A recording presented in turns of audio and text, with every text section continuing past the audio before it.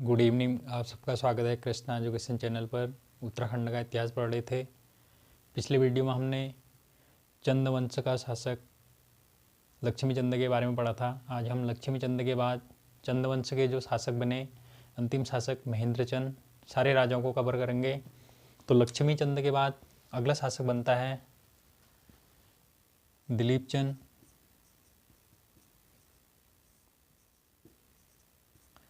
दिलीप चंद 1621 से 1624 तक शासन करता है। इसके बाद विजय चंद 1624 से 1625 तक शासक रहता है। इसके बाद तिरमल चंद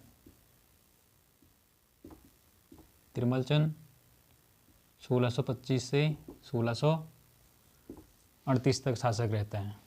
तो जो लक्ष्मी चंद था उसके 21 बेटे थे। जब उसकी मृत्यु हुई तो इन 21 बेटों में सत्ता प्राप्ति के लिए संघर्ष होता है। इसी बीच में उसका जो सबसे बड़ा पुत्र था दिलीप चंद, ये शासक बनता है। काफ़ी अराजकता का माहौल बन जाता है। तो जो ये तिरमल चंद था, दिलीप चंद के शासन के टाइम ये गढ़वाल चले जाता है भागकर श्याम शाह के दरबार में। तो गढ़वाल शासक श्याम शाह इसे शरण देता है तिरमल चंद को। इसके बाद ये चंदवंश का शासक बनता है तिरमल चंद। दिलीप चंद के बाद शासक बनता है विजय चंद। विजय चंद की हत्या इसी के शासन राज दरबार के दो व्यक्ति विनायक भट्ट और सकराम कार्की इसकी हत्या कर देते हैं।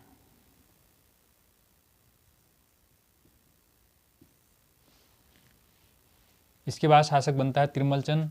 तो ये तिरमल चंद विनायक भट्ट और एक सकराम कार्की को मरवा देता है। तो इसके बाद चंदवंश का एक महत्वपूर्ण शासक बनता है बाज बहादुर चंद।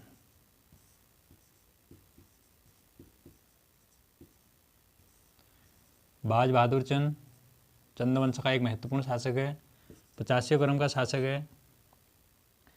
ये 1629 में शासक बनता है और 1678 तक के शासक रहता है। काफ़ी लंबा इसका शासनकाल रहा। बाज बहादुर चंद सबसे पहले शाहजहाँ के दरबार में जाता है, क्योंकि जो नौलखा ज़मीन थी या 84 माल परगना जो क्षेत्र था, वहाँ पर कटेहरू ने शासन किया था। कटेहर वहाँ पर शासन कर रहे थे। तो बाज बहादुर चंद चाहता था कि नौलखा ज़मीन जो 84 माल परगना क्षेत्र है वहाँ पर अपना अधिकार करना चाहता था। शाहजहाँ के दरबार में जाता है, क्योंकि जो कटेहर थे ये मुग़ल वंश की सहायता से ही वहाँ पर अपना शासन कर रहे थे। मुग़लों की इन पर कृपा थी। तो शाहजहाँ बाज बहादुर चंद की सहायता करता है और इस नौलखा ज़मीन पर बाज बहादुर चंद अपना शासन स्थापित करता है। इसके बाद शाहजहाँ जब 1654 में गढ़वाल पर आक्रमण करता है तो ये बाज बहादुर चंद इसकी सहायता करता है। ये गढ़वाल में पृथ्वीपति शाह को हराते हैं। तो जब इनका युद्ध होता है तो बाज बहादुर चंद की बहादुरी देखकर शाहजहाँ काफ़ी प्रभावित होता है और बाजा चंद को ये बहादुर की उपाधि देता है। बहादुर की उपाधि देता है शाहजहाँ। बाज बहादुर चंद को बहादुर की उपाधि देता है। इसके बाद सुलेमान शिको बाज बहादुर के दरबार में आता है।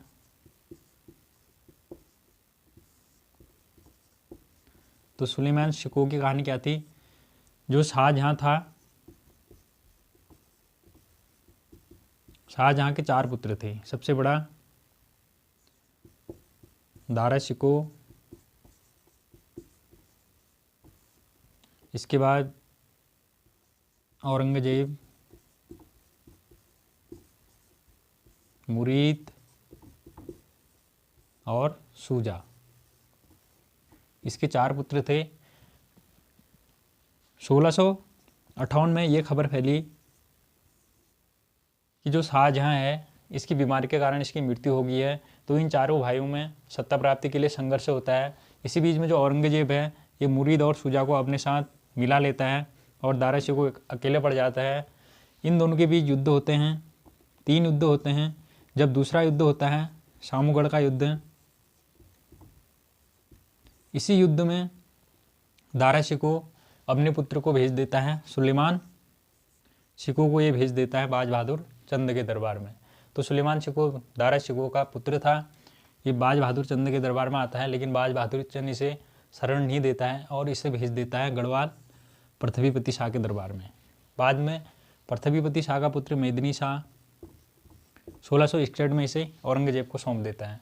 तो दारा शिकोह को हराकर औरंगजेब 1658 में मुगल गद्दी पर बैठ जाता है और ये शाहजहाँ को कैद कर लेता है।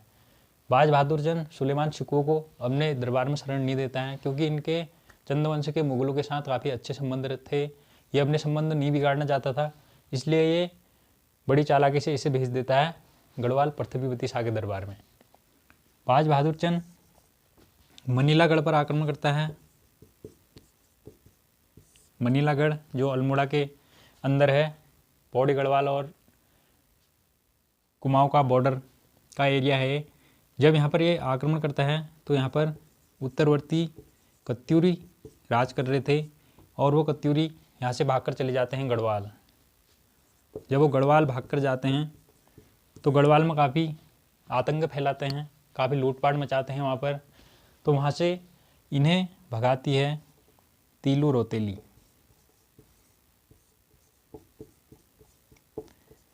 तीलू रौतेली गढ़वाल से इन कत्यूरियों को भगाती है। तीलू रौतेली की कहानी थोड़ी सी यहाँ पर जुड़ी है बाज बहादुर चंद से, क्योंकि इसी के टाइम काल का पीरियड इसका भी है। तो तीलू रौतेली भूप सिंह की बेटी थी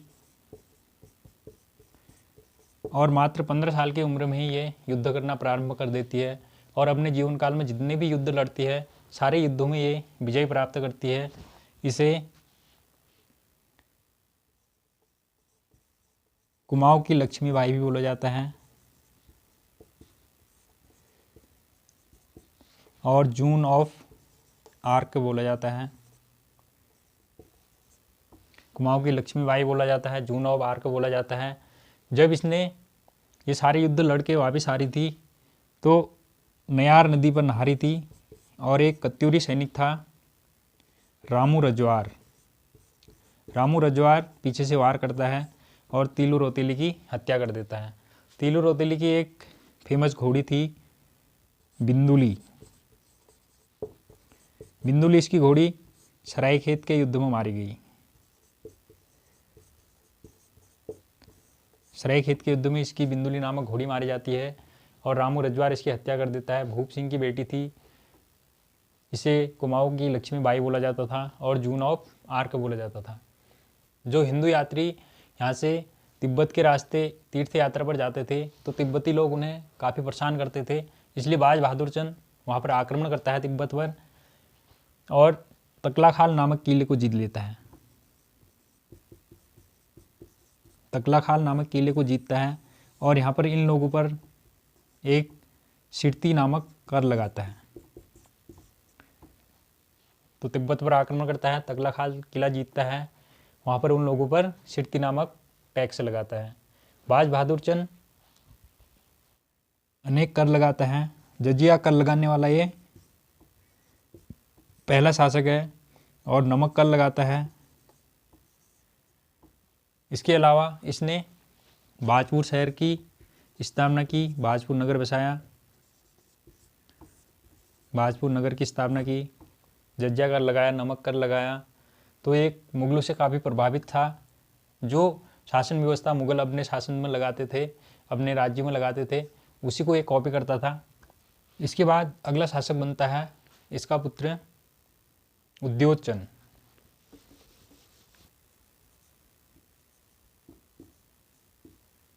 उद्योतचंद शासक बनता है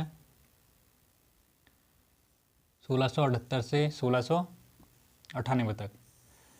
उद्योतचंद डोटी पर आक्रमण करने वाला दूसरा चंद सैनिक है, चंद शासक है। उद्योतचंद डोटी पर आक्रमण करने वाला दूसरा चंद शासक है। सबसे पहला शासक था जो जिसने डोटी पर आक्रमण किया था वो था भारती चंद। जब इसने डोटी पर आक्रमण किया तो यहाँ का शासक था देवपाल। देवपाल यहाँ का शासक था। जब उद्योचन यहाँ पर आक्रमण करता है तो देवपाल भागकर अपनी ग्रीष्मकालीन जो इनकी राजधानी थी अजमेरगढ़ चले जाता है। अजमेरगढ़ चले जाता है। इसके बाद देवपाल और गढ़वाल नरेश मेदिनी शाह के बीच संधि होती है और ये दोनों संयुक्त अभियान चलाते हैं। दोनों एक साथ उद्योचन पर आक्रमण करते हैं। तो इन दोनों को एक साथ युद्ध में उद्योचन हरा देता है। गढ़वाल से मेदिनी शाह आक्रमण करता है और इधर डोटी से देवपाल आक्रमण करता है। इन दोनों का जो संयुक्त अभियान था इसे भी उद्योचन विफल कर देता है। इधर गढ़वाल राज्य को भी हरा देता है और इधर डोटी को भी परास्त कर देता है। इसके बाद उद्योचन गंगा स्नान के लिए प्रयाग चले जाता है। तो इसी बीच में देवपाल को फिर मौका मिलता है। ये उचित अवसर देखकर फिर यहाँ पर आक्रमण करता है और काली कुमाऊं क्षेत्र को जीत लेता है। तो उद्योचन जैसे उसे पता लगता है तो वो वापस आता है और फिर से देवपाल पर आक्रमण करता है। देवपाल भागकर फिर अजमेरगढ़ चले जाता है। उद्योचंद की सेना इसका पीछे करते हुए अजमेरगढ़ पहुंच जाती है। यहाँ से भी इसे हराकर ये वहाँ से भागकर अपनी जो इनकी शीतकालीन राजधानी थी जुराइल दीपाइल चले जाता है। जुराइल दीपाइल इनकी शीतकालीन राजधानी थी डोटी राज्य की। तो ये भागकर जुराइल दीपाइल चले जाता है। उद्योचंद की सेना भी जुराइल दीपाइल पहुंच जाती है और इसे यहाँ से परास्त कर लेती है यहाँ भी। तो ये इसके बाद संधि करने के लिए मजबूर हो जाता है। तो उद्योचन और देवपाल के बीच एक संधि होती है। उद्योचन और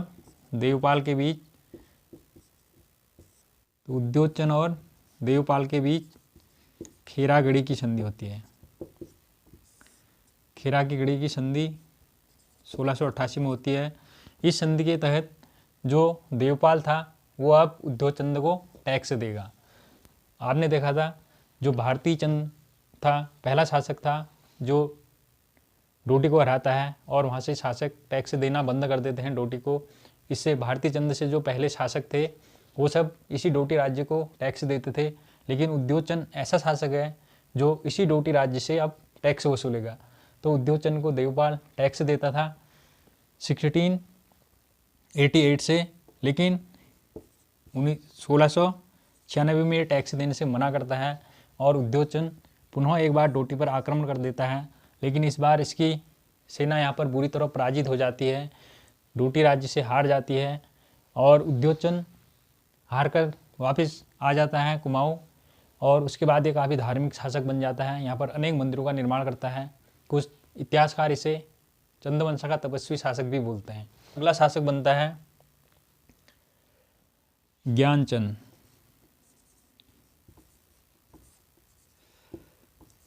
ज्ञानचंद द्वितीय शासक बनता है। इसके बाद गरुड़ ज्ञानचंद पहला शासक था, ये ज्ञानचंद द्वितीय है। ज्ञानचंद शासक बनता है 1698 से 1708 तक शासक बनता है। सबसे पहले ये गढ़वाल पर आक्रमण करता है और यहाँ पर बधानगढ़ किले को जीतता है। बधानगढ़ किले को जीतता है और यहाँ से नंदा देवी की स्वर्ण मूर्ति लेकर अल्मोड़ा नंदा देवी में स्थापित करता है।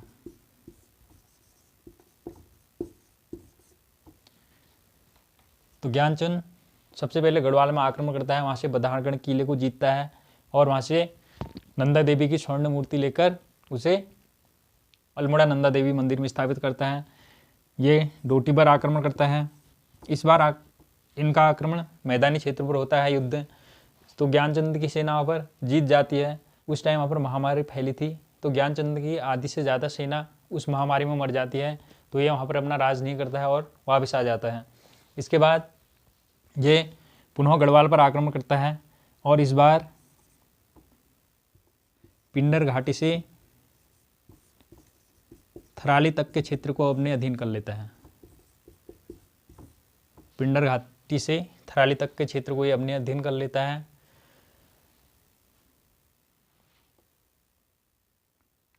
गढ़वाल नरेश फतेहपति शाह के साथ इसका दुधौली नामक संघर्ष होता है।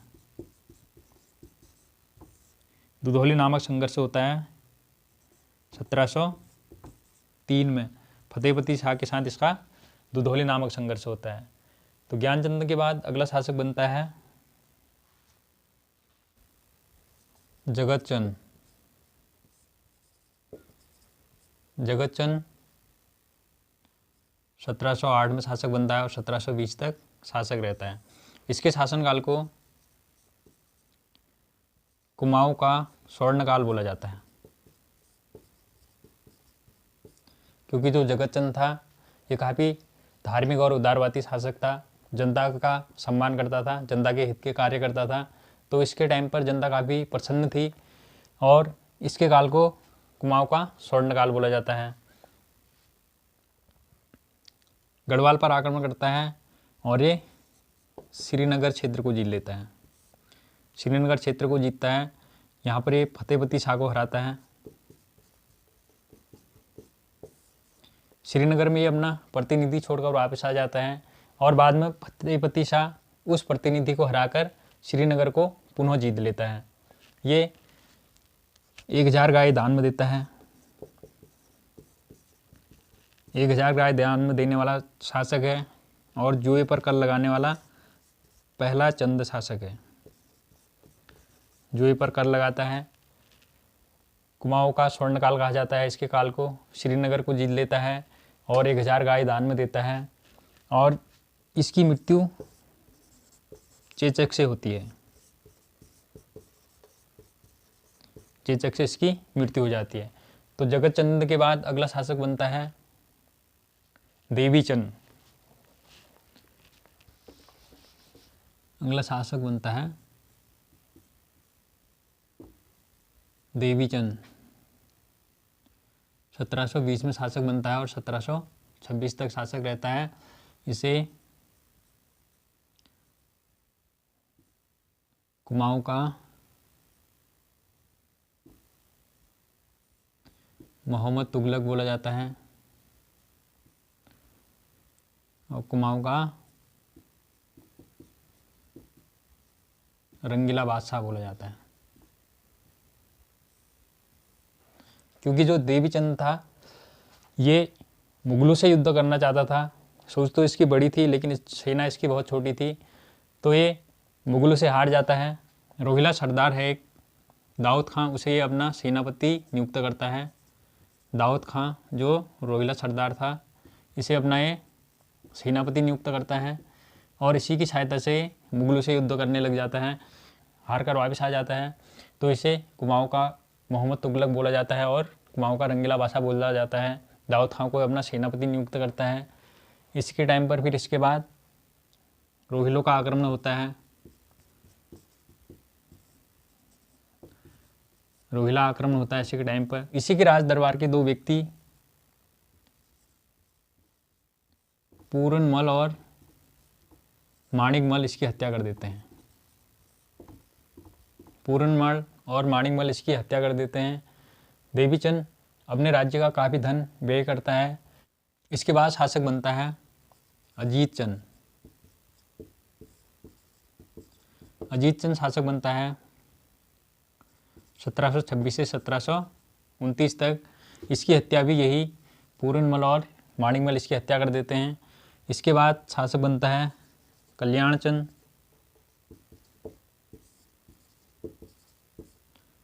कल्याणचंद शासक बनता है 1729 से 1747 तक। इसके टाइम पर भी रोहिलों का आक्रमण होता है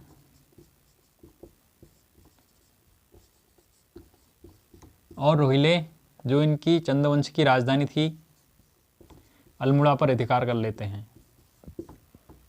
इनकी राजधानी थी, वहीं पर रोहिले आक्रमण कर लेते हैं और इस बीच में कल्याणचंद की सहायता करता है प्रदीप शाह।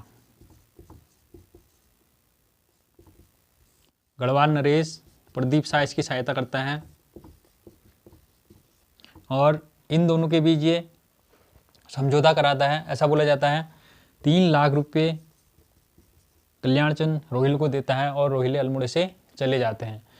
तो कल्याणचंद ये जो पूरनमल और मणिमल है इनकी हत्या भी ये बाद में करा देता है। कल्याणचंद इसी के टाइम पर रोहिलों का आक्रमण होता है जो अल्मोड़े पर अधिकार कर लेते हैं। 1743 में ये रोहिले अल्मोड़ा पर आक्रमण करते हैं और इसकी सहायता प्रदीप शाह करता है। 3 लाख रुपये ये रोहिलों को देता है और उसके बाद रोहिले यहाँ से चले जाते हैं। कल्याणचंद के बाद अगला शासक बनता है दीपचंद। दीपचंद शासक बनता है 1747 से 1777 तक। इसका एक दीवान था हर्षदेव जोशी।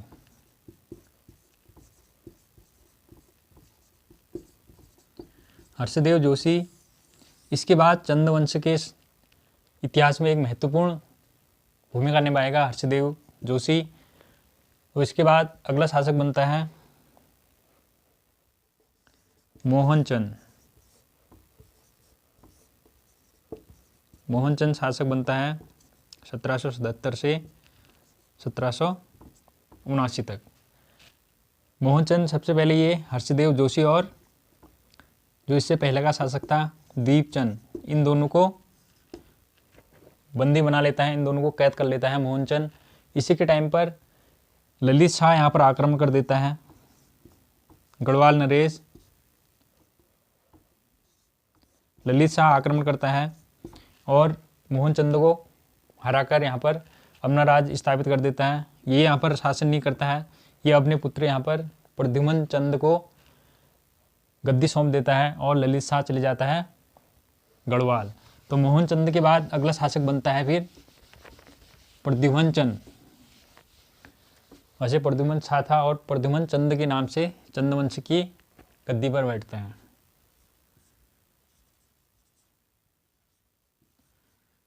प्रद्युम्न चंद 1779 से 1786 तक ये शासन करता है। जब 1786 में ललित शाह की मृत्यु हो जाती है तो प्रद्युम्न चंद कुमाऊं से चले जाता है, ये गढ़वाल की राजगद्दी पर बैठ जाता है। इसके बाद तो प्रद्युम्न चंद ऐसा पहला शासक है जो कुमाऊं की गद्दी पर भी बैठता है और गढ़वाल की गद्दी पर भी बैठता है। तो 86 में जब ये वापस गढ़वाल चले जाता है तो यहाँ पर राजकाज संभालता है हर्षदेव जोशी। हर्षदेव जोशी यहाँ पर राजकाज संभालता है। लेकिन इसके बाद जो मोहनचंद था, इसके बाद पुनः वो यहाँ पर आक्रमण करता है और मोहनचंद को हर्षदेव जोशी को हराकर मोहनचंद पुनः राजगद्दी प्राप्त कर लेता है 1786 में।